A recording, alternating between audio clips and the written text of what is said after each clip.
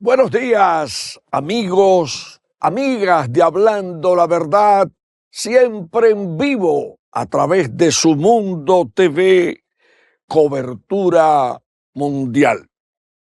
Arrancamos hoy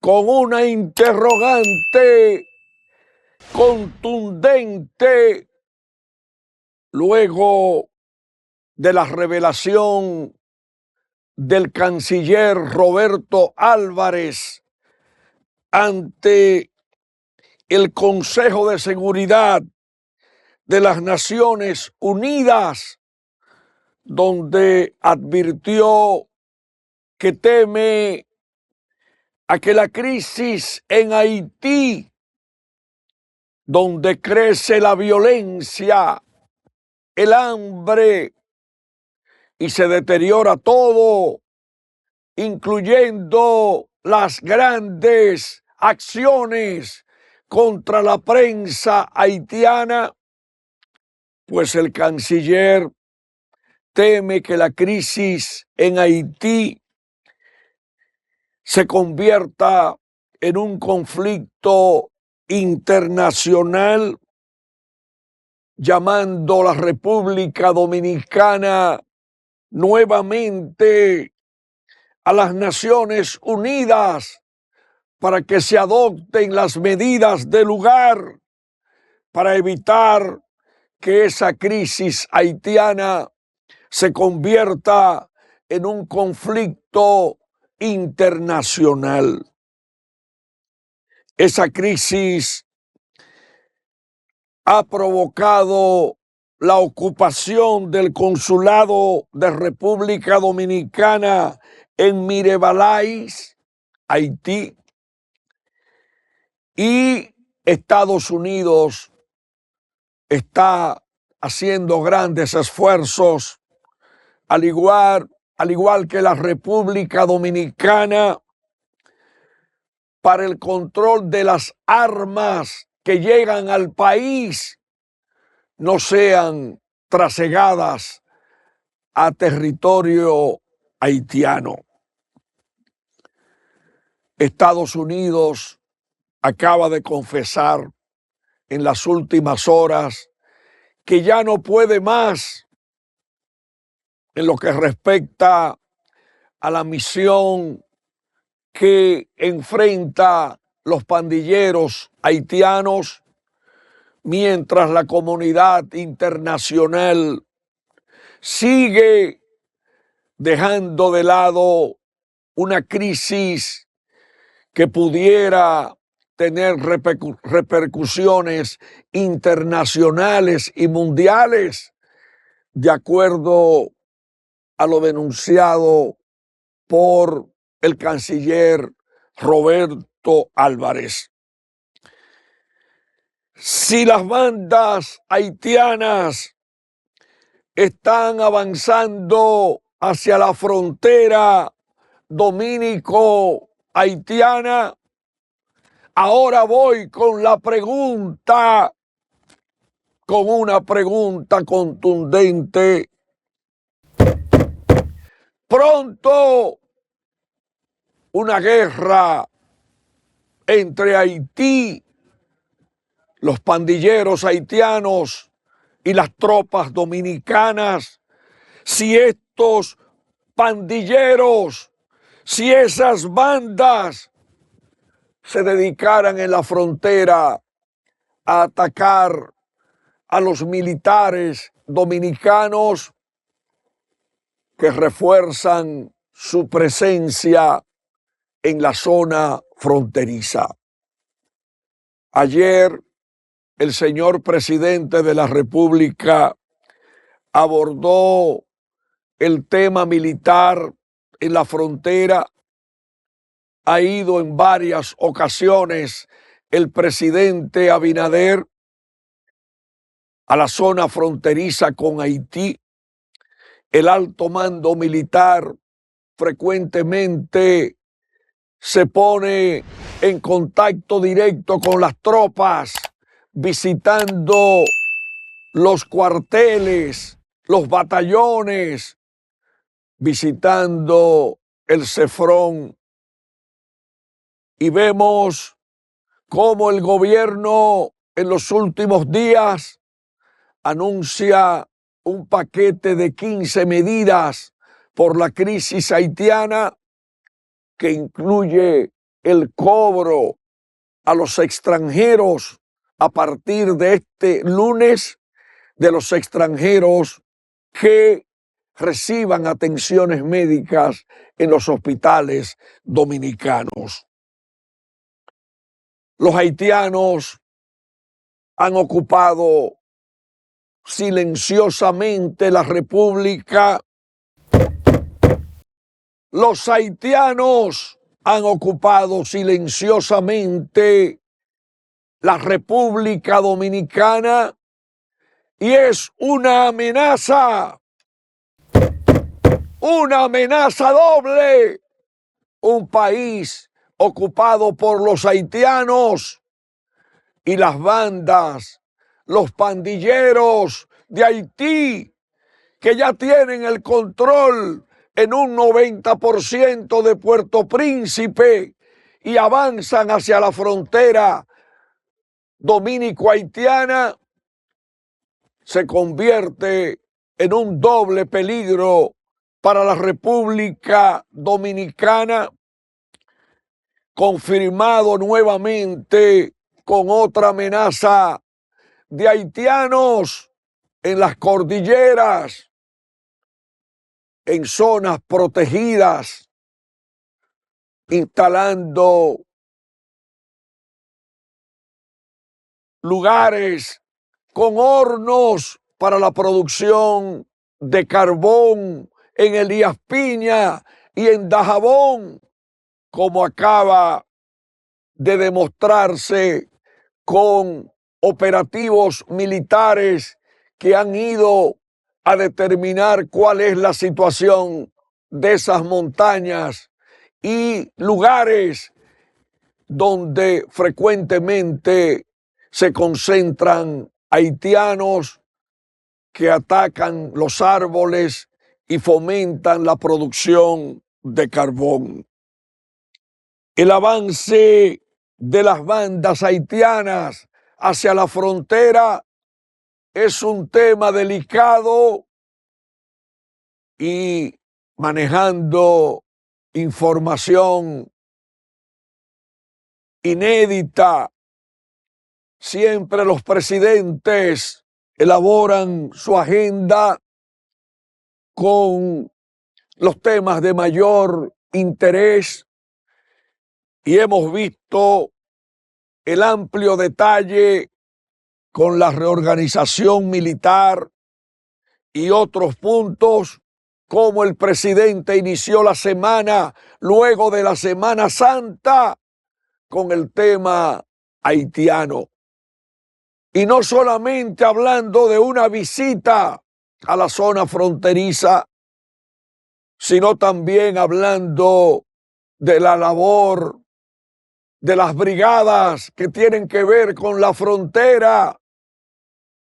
La brigada número 4, allá en Mao, la 4ª brigada, la 3ª brigada en San Juan de la Maguana, la 5ª brigada en Barahona. Y nosotros los dominicanos tenemos que respaldar las medidas que se adopten para preservar la seguridad de la República Dominicana. La República Dominicana, que les regaló en la dictadura de Trujillo grandes extensiones de tierras,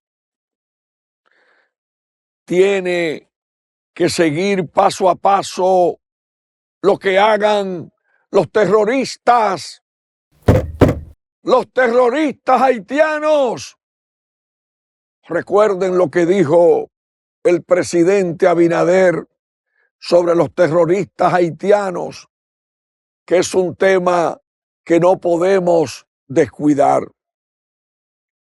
Cuidado si en este país los haitianos que ocupan este territorio se atreven a respaldar cualquier acción de los pandilleros haitianos que ataquen a la autoridad dominicana en la frontera. A cada momento vemos a los haitianos queriendo decir que tal territorio en República Dominicana le pertenece. Y yo recuerdo una tertulia reciente, y por eso lo traje aquí a desarrollar el tema. Cuando mi compañero de estudios en la UAS, Roque Zavala, revelaba en esa tertulia que en cada protesta comunitaria hay 3 y 4 haitianos, de cada 10 haitianos hay 3 y 4 haitianos que en muchas ocasiones son los voceros de protestas comunitarias en pueblos del país. Y uno pregunta si esos haitianos se creen que están en protestas en su territorio, en el vecino país. Señores, hay que fortalecer las medidas de seguridad. Hay que multiplicar el uso de los drones en vivo y directo de la frontera. Los militares dominicanos deben cuidar su integridad por la agresividad de las pandillas haitianas. Debemos mantener alerta total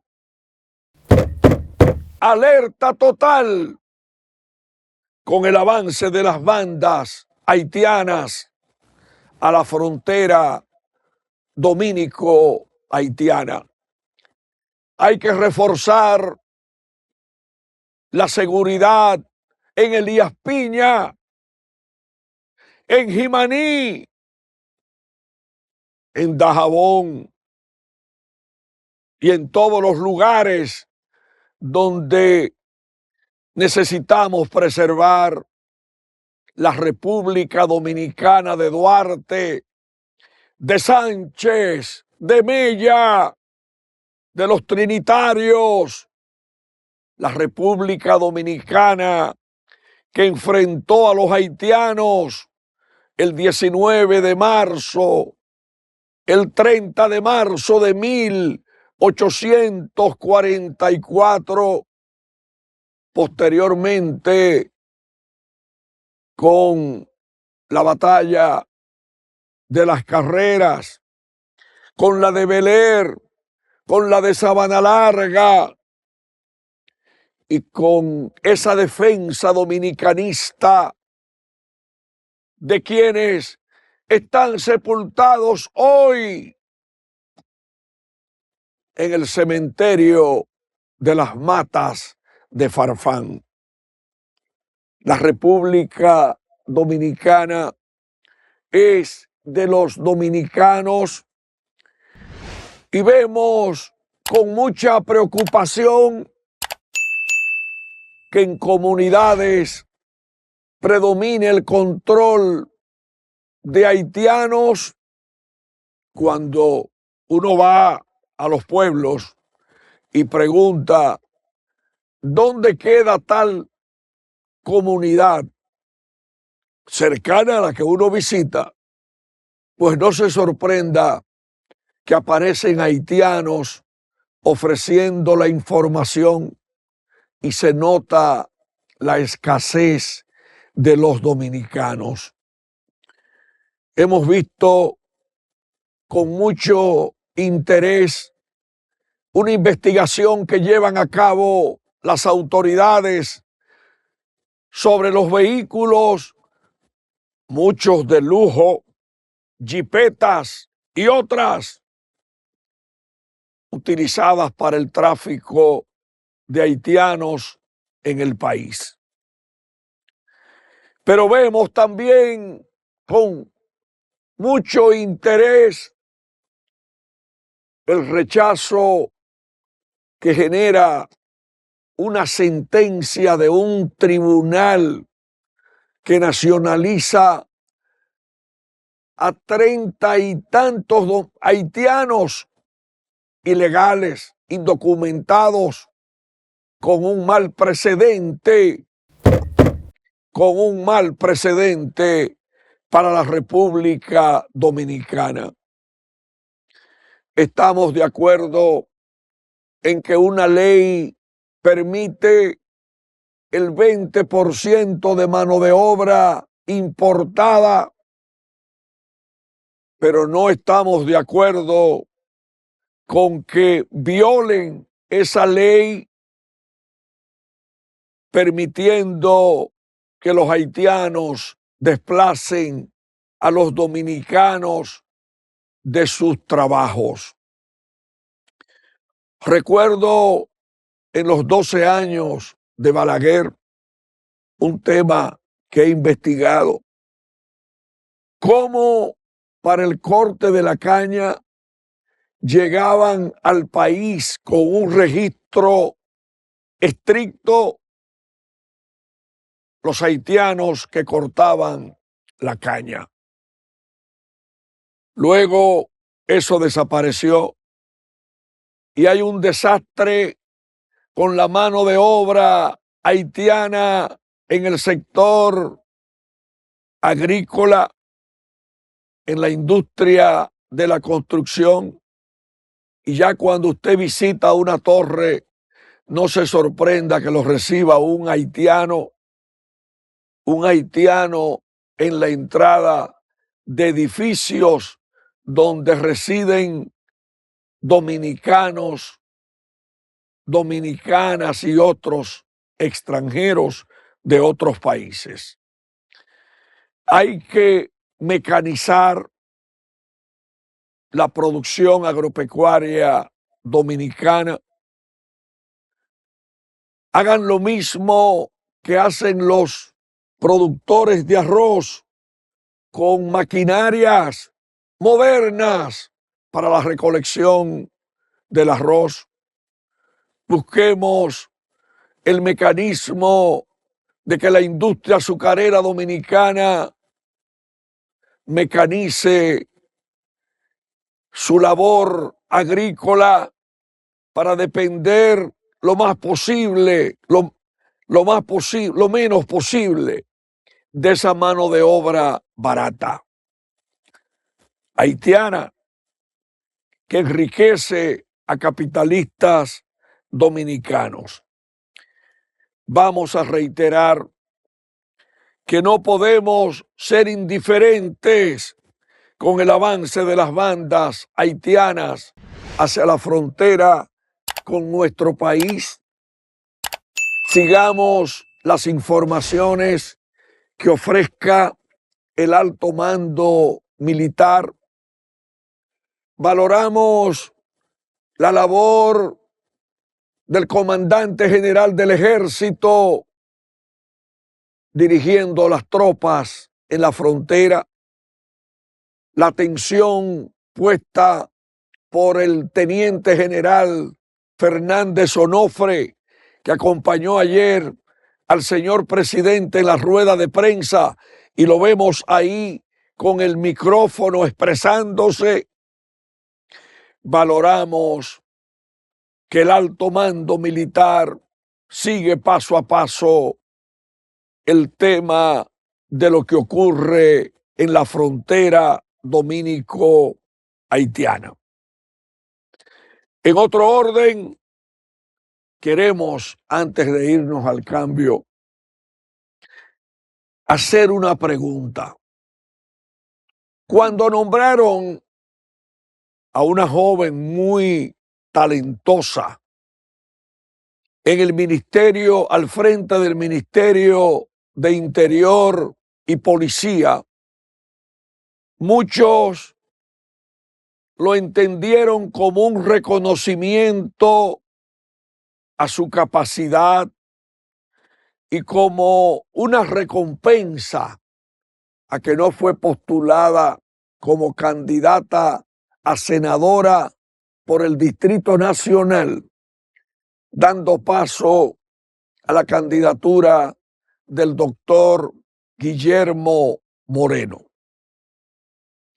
En ese momento habían 8,000 versiones y una de las cuales era que PRMistas, una parte de los PRMistas, votaría por Omar Fernández para equilibrar la gobernabilidad en el país y responder al buen trato que se han dado desde que combatieron juntos la reforma constitucional que intentó el expresidente Medina en el último de su mandato presidencial.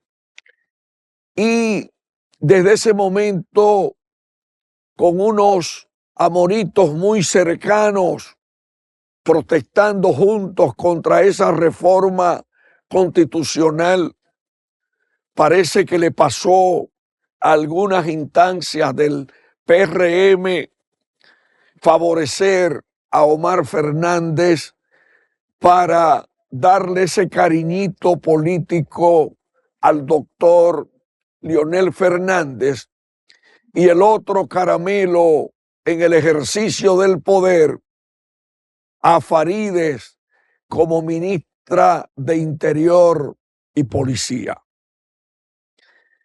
Es una mujer que cree en la ley, pero en la población se están comiendo a Faride con lo que pasó con las cachúas de Cabral en la Semana Santa, con lo que pasó en un negocio en Cristo Rey, con lo que pasó con la rigurosidad del accionar policial, que hasta gente jugando dominó la desconsideraron.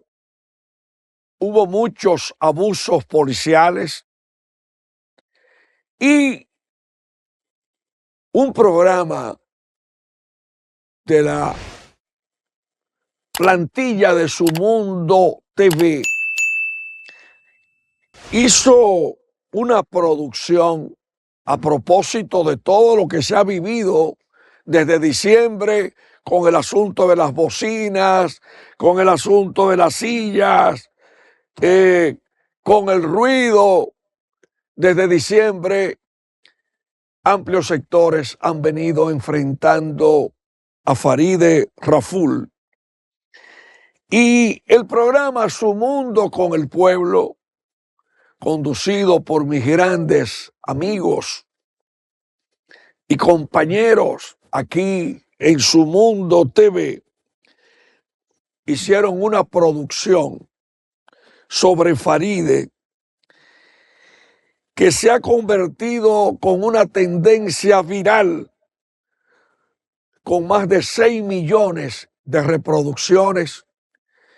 Y yo creo que como eso lleva más de 6 millones de reproducciones y por su importancia con la reacción del pueblo,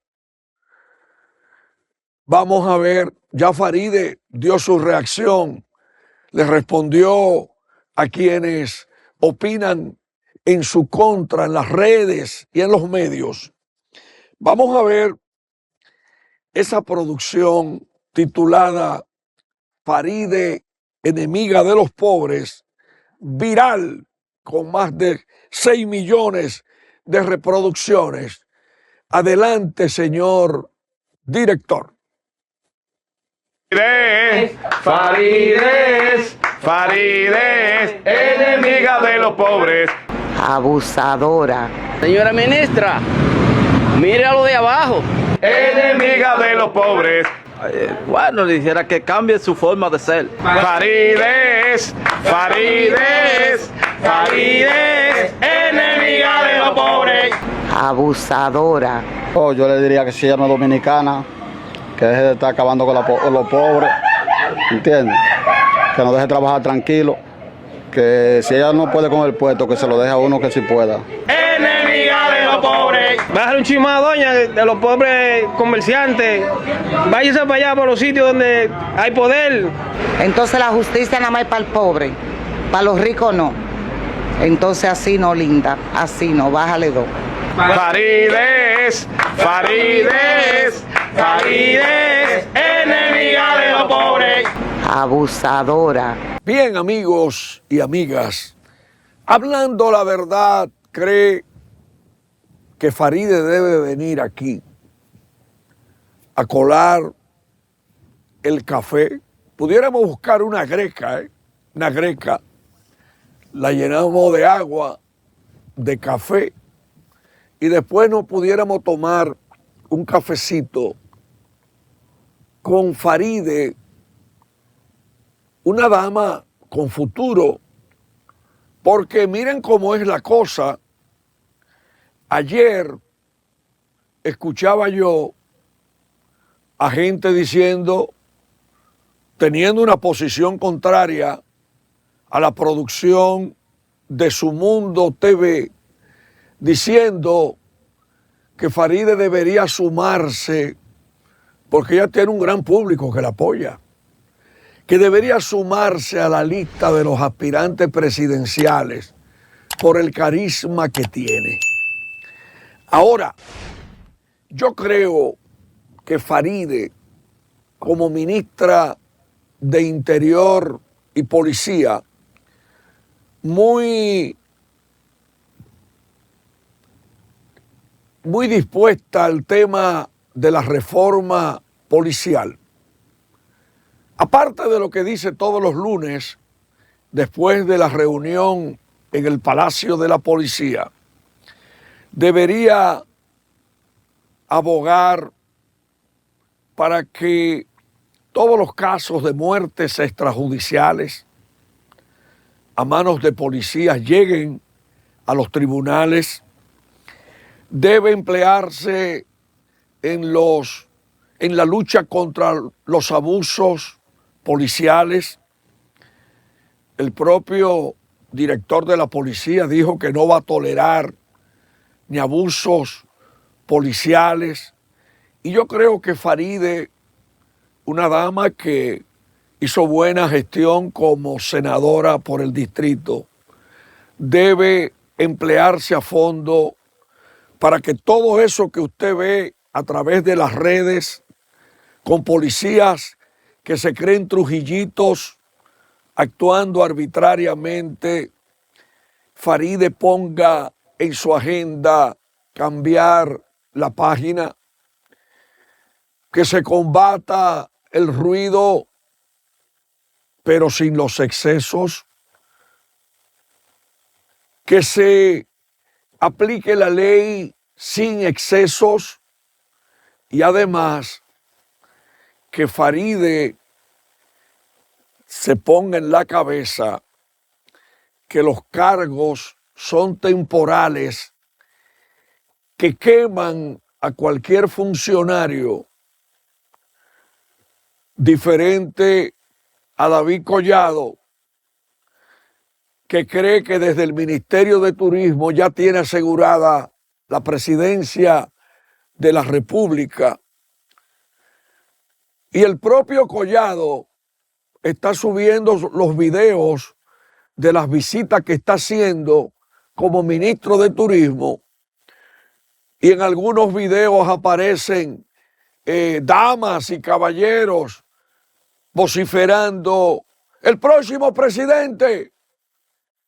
David debe tener cuidado con eso, porque es posible que el presidente de la República se vea obligado a relanzar el gobierno en diferentes áreas, y lo más seguro es que pudiera comenzar, si lo necesitara, por salir de la administración pública de quienes están en campaña político-electoral mirando hacia el 2028. Vamos al primer cambio. Retornamos hablando la verdad a través de Su Mundo TV, Su Mundo Televisión, cobertura mundial.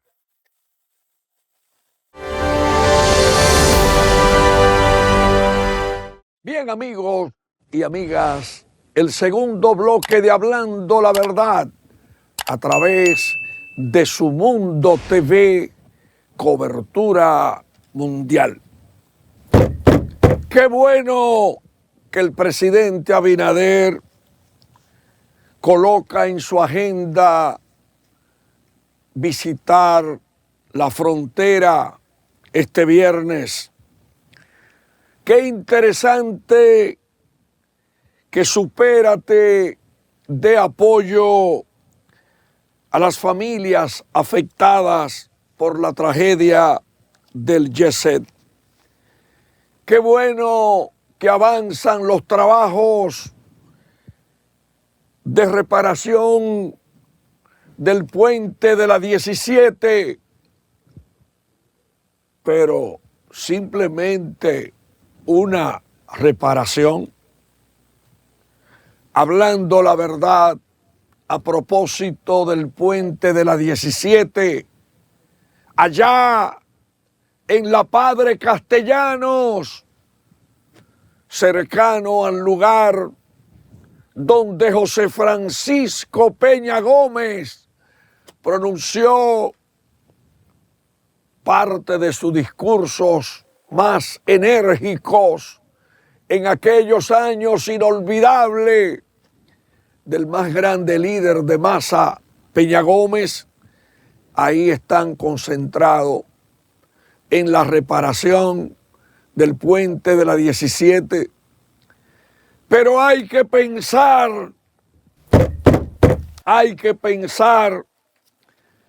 en el puente flotante, evaluar el puente Duarte, evaluar los puentes en la autopista Duarte, en la 6 de noviembre y en comunidades olvidadas que tienen puentes muy antiguos y que ameritan de una auditoría. No esperemos que ocurra lo que pasó con un puente en La Vega, que luego duraron años para construirlo y restablecerlo. El tema del derrumbe del techo del Jet es una alerta que ha llevado a la investigación periodística en edificios públicos, en el edificio de la Corte de Apelación de Santo Domingo, donde antiguamente operó la Suprema Corte de Justicia, con un debate inclusive con ese edificio, oponiéndose un importante sector del país a su demolición. Hay que evaluar los edificios del Centro de los Héroes, hay que evaluar las escuelas, los hospitales, las obras deportivas y muchas otras para determinar cuál es la situación de esas obras y tener mayor rigurosidad en las construcciones de obras públicas y privadas en el país. Aquí se cometen grandes abusos con las construcciones en zonas con terrenos peligrosos, con arcilla expansiva o con ríos subterráneos. Y no olvidamos lo que ocurrió con un hundimiento en el sector de los prados. Y no olvidamos algo para que no lo violen, que en el sector de la Castellana no se pueden hacer obras de más de 2 pisos por la arcilla expansiva.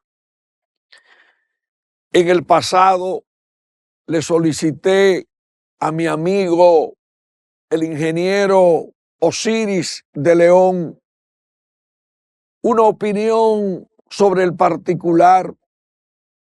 Osiris fue al Club Los Prados y ofreció una conferencia donde expresó algo que me comunicó frecuentemente sobre la diferencia de construcciones en zonas rocosas con los terrenos en otros sectores de arcilla expansiva y con limitantes para la construcción.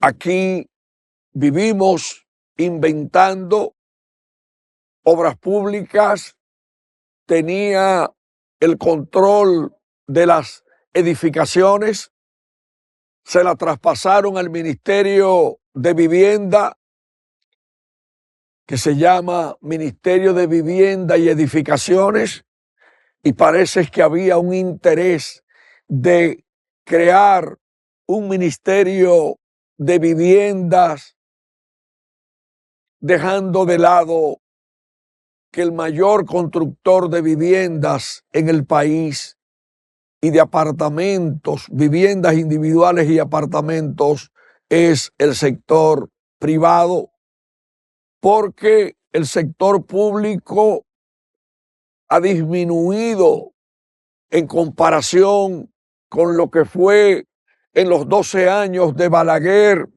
o en los 31 años de Trujillo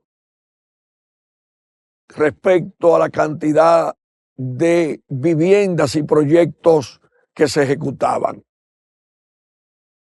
Hay que ser estricto con el tema de las construcciones.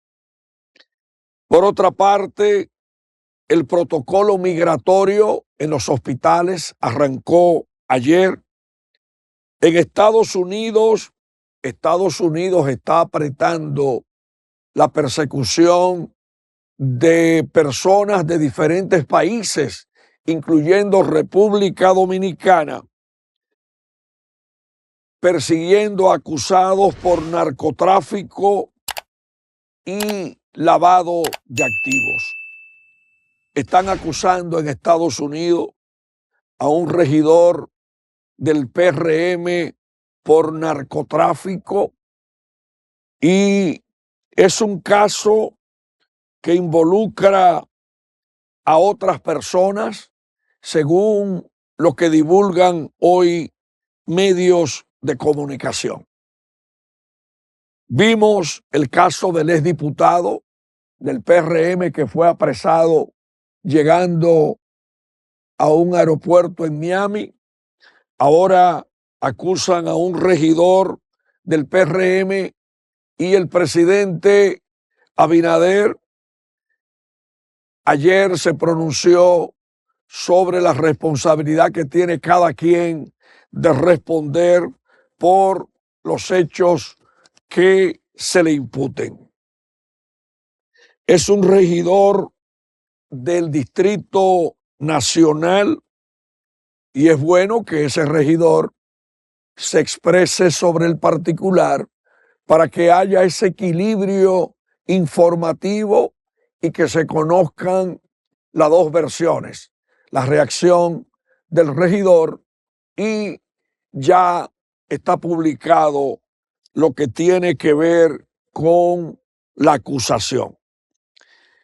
Por otra parte, el pesimismo dominicano, tema presente hoy en los medios de comunicación, la estrecha relación del Papa Francisco, fallecido este lunes, quien en su papado designó 10 obispos y 3 arzobispos, cambiando la composición en la iglesia dominicana.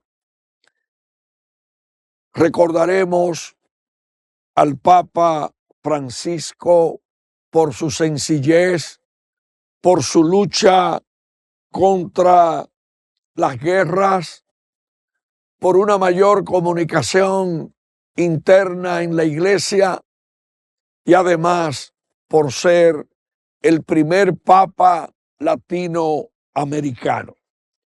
Y a propósito del Papa Francisco, señores, ¿quiénes son los posibles candidatos a papa? Que será una decisión de 138 cardenales con una edad menor de los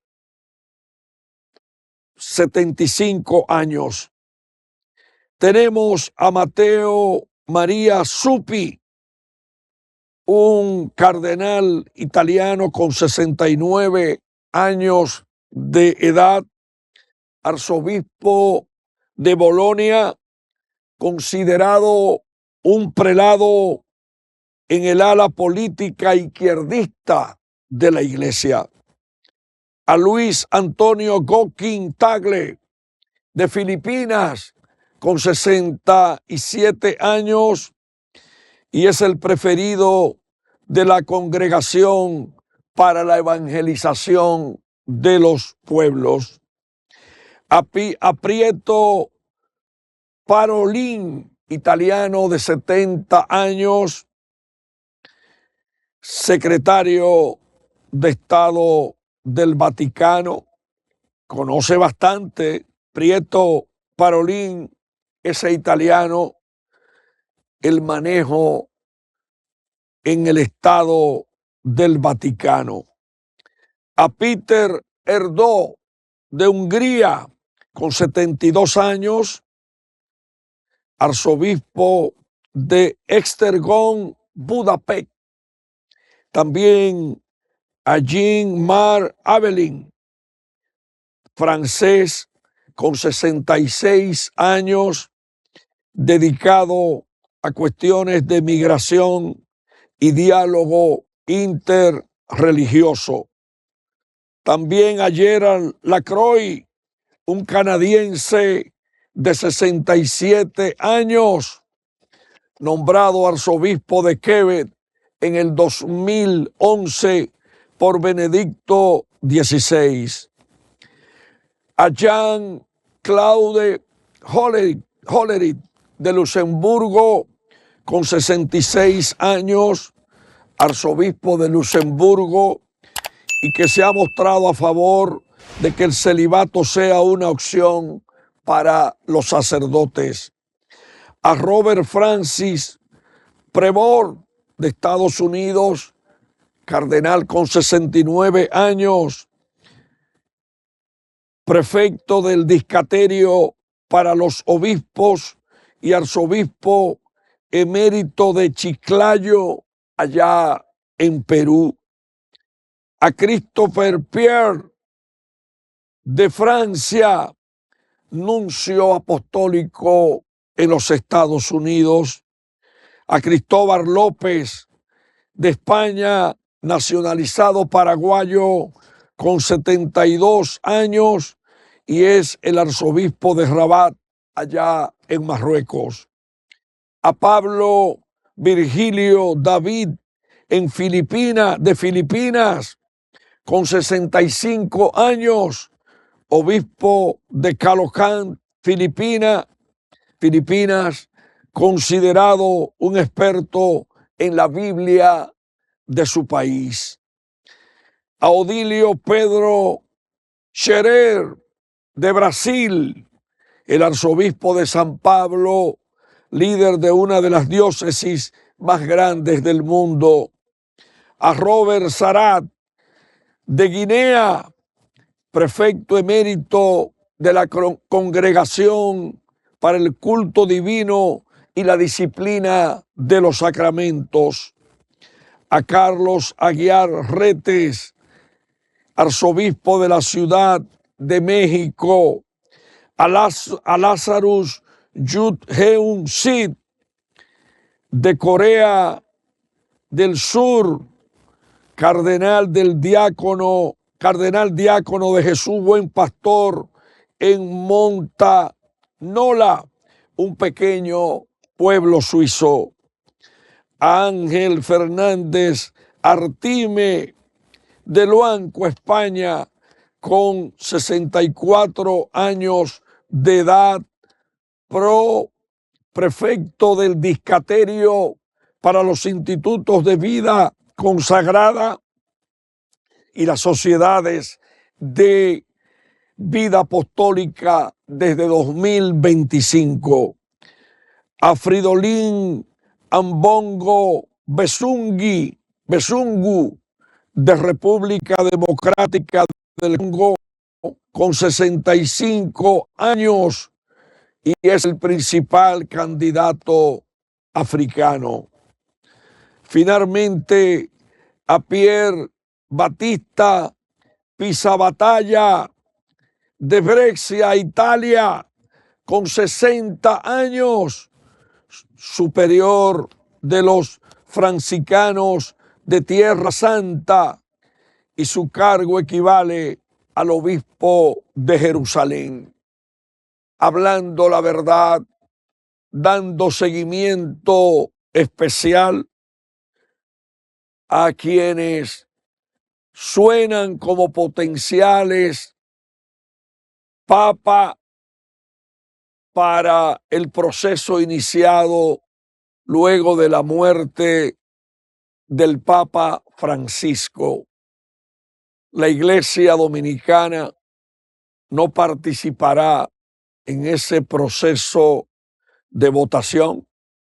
Tenemos al cardenal López Rodríguez, a quien el Papa le reconoció sus grandes aportes a la Iglesia Católica en vida, y lo hizo el Papa frente al entonces embajador, mi gran amigo Víctor Grimaldi, un gran colega en la comunicación social, un gran historiador, un diplomático que lo demostró en misiones diplomáticas representando la República Dominicana. Ahí vemos al Papa Francisco y a Nicolás de Jesús López Rodríguez, el cardenal dominicano, sonrientes, mantuvieron una excelente comunicación. Y estuve investigando el contacto del Papa Francisco. Hay imágenes que andan rodando en las redes sociales de esos diálogos sonrientes del Papa Francisco con otros obispos dominicanos que lo visitaron en el Vaticano.